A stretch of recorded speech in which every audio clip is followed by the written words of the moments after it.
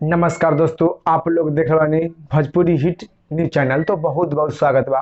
तो आप लोग के बता दें कि खेसारी लाल यादव जी के फिल्म है सैया अरब गले न, क्योंकि सैया अरब गले न फिल्म के ऑफिशियल ट्रेलर आप लोग के बीच में आ गया बा, जो कि दूगो चैनल पर आयल बा।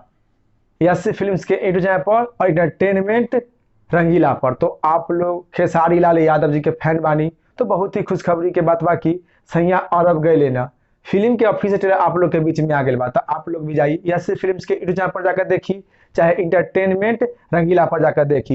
क्या कि दर्शक लोग बहुत ज़्यादा प्यार दिले बानी, जो कि खेसारी लाल यादव जी के फिल्म सैया गले अरब के।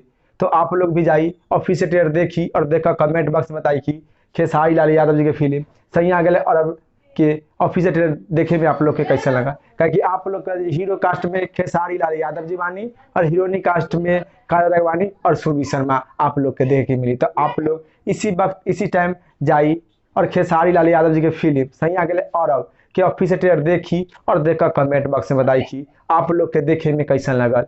उम्मीद बा ये रिपोर्ट पसंद आयल बा तो वीडियो के लाइक कर दें और साथ साथ हमनी के चैनल के भी सब्सक्राइब कर दें। फिलहाल में इतने, फिर से मिलेंगे अगले वीडियो में। जय हिंद, जय भोजपुरी।